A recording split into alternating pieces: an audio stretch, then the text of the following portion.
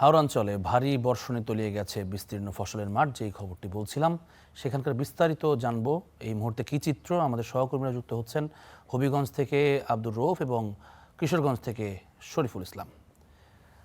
প্রথমেই আমরা হবিগঞ্জে যেতে চাই, আমাদের সহকর্মী আব্দুর রৌফ।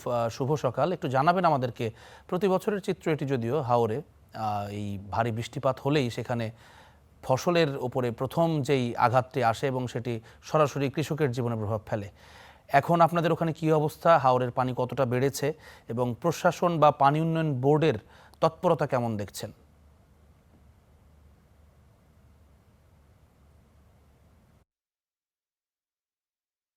জানেন যে গত কয়েকদিনের ভারী বৃষ্টিপাত এবং পাহাড়ি ঢলের কারণে হবিগঞ্জের যে হাওর এলাকাগুলো রয়েছে সেগুলো পানি তলিয়ে গেছে। ইতিমধ্যেই হবিগঞ্জের কৃষি বিভাগ বলছেন যে ইতিমধ্যে হবিগঞ্জের ৩,০০০ হেক্টর ধানের তলিয়ে গেছে, কিন্তু এখানে স্থানীয় কৃষকরা এই সংখ্যা আরো বৃদ্ধি করেছেন। তারা যেমনটি বলছেন যে ৫ থেকে ৭ হাজার হেক্টর ধান ইতিমধ্যে তুলে গেছে।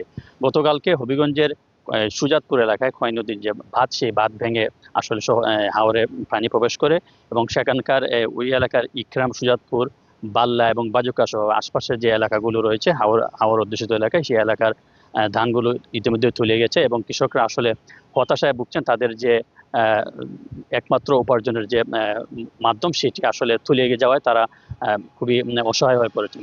এছাড়াও হবিগঞ্জের পানি উন্নয়ন বোর্ডের কর্তৃপক্ষ যেমন যে বলছেন, তারা বলছেন যে ইতিমধ্যে হবিগঞ্জের যে খোয়াই নদীর যে বাঁধগুলো রয়েছে প্রতিটি বাঁধের পানি এখন পর্যন্ত ঝুঁকিপূর্ণ না, তবে বাঁধের চুই চুই অবস্থা রয়েছে, ঝুঁকিপূর্ণ কাছাকাছি অবস্থা রয়েছে, তবে এখনো বিপজ্জনক কোনো অবস্থা নেই।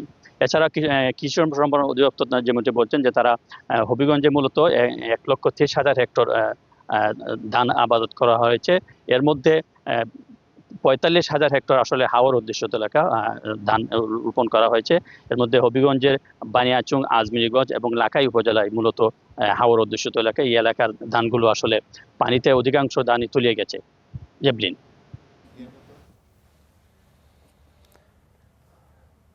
ধন্যবাদ রৌফ আপনাকে। আমরা একটু কিশোরগঞ্জে যেতে চাই। শরীফুল, আপনাকেও দেখছি। শরীফুল, শুভ সকাল। কি অবস্থা? একটু কিশোরগঞ্জের খবরটা আপনার কাছে জানতে চাই, যে সেখানকার হাওরের যে অঞ্চলটি রয়েছে, কি পরিমাণ ফসলের ক্ষতি হয়েছে, সেটির কোনো আর্থিক পর্যালোচনা হয়েছে কিনা, কত টাকার ফসলের ক্ষতি হয়েছে? একই সঙ্গে তাদের, আমরা সংসদে শুনেছি যে এক ধরনের ক্ষতিপূরণ দেওয়ার কথা সরকার থেকে বলা হচ্ছে, সে ব্যাপারে তাদের প্রতিক্রিয়া কি?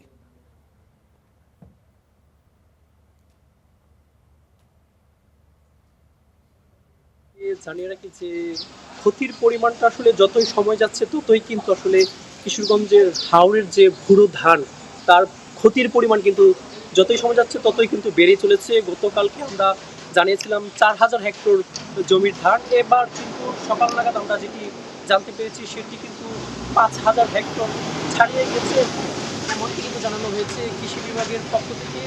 আর ক্ষতিপূরণের যে বিষয়টি, কৃষি বিভাগ বলছেন যে যে সকল কৃষকের জমি তলিয়ে গিয়েছে, ক্ষতিগ্রস্ত হয়েছেন, তাদের একটি তালিকা তৈরি করা হচ্ছে এবং সেটি মন্ত্রণালয়ে পাঠানো হবে। এছাড়া সংসদে যে বিষয়টি আলোচনা হয়েছে সেটি কিন্তু আসলে হাওড় অঞ্চলে এখন পর্যন্ত কৃষকরা কিন্তু সেই বিষয়টি এখনো জানেন না।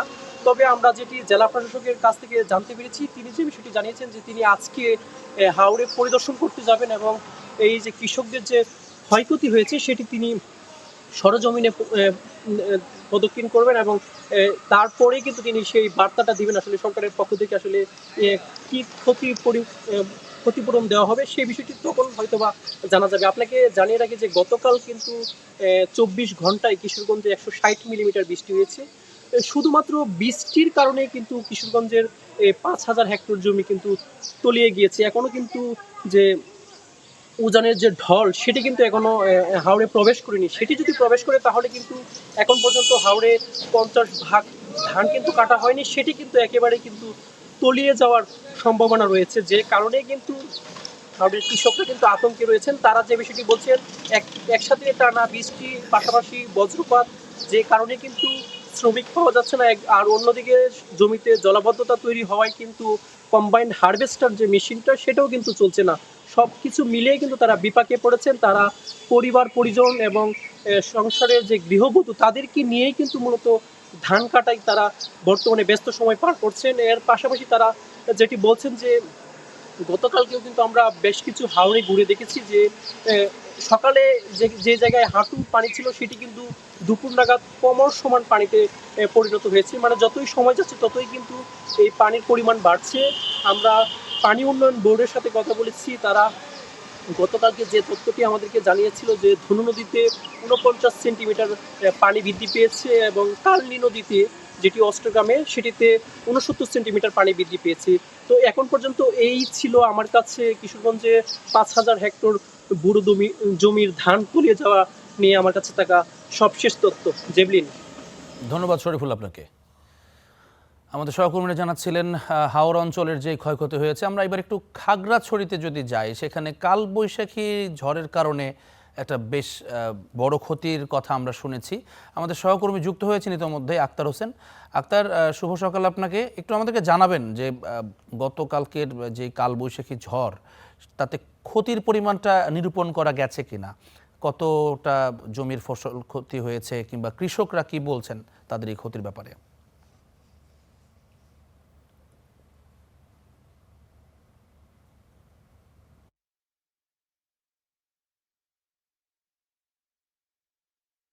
জেভলিন, কালবৈশাখীর যে একটি তাণ্ডব চালিয়েছে বলা যায় খাগড়াছড়িতে গত পরশুদিন, এবং গতকাল যে ভারী বৃষ্টিপাত এবং হচ্ছে দমকা হাওয়া, এর ফলে কিন্তু এখানে বিশেষ করে হচ্ছে খাগড়াছড়ি জেলার 9টি উপজেলায় ব্যাপক কৃষিতে ব্যাপক একটি ক্ষতি হয়েছে। আমরা খাগড়াছড়ি কৃষি সম্প্রসারণ অধিদপ্তরের মাধ্যমে যে তথ্যটি পেয়েছি, সেখানে 221 হেক্টর জমি, অর্থাৎ বৌর মৌসুমের যে ধান রয়েছে, পাকা ধান আমার পিছনে দেখছেন, ঠিক সেরকম 221 হেক্টর ধান কিন্তু ব্যাপক ক্ষতিগ্রস্তের মুখে পড়েছে। পাশাপাশি হচ্ছে সবজি, অর্থাৎ 63 হেক্টর জমিতে কিন্তু যে সবজি ছিল, শীতকালীন যে সবজিগুলো এখন বাজারজাত করার সুযোগ ছিল, সেই সবজিগুলো নষ্ট হয়েছে।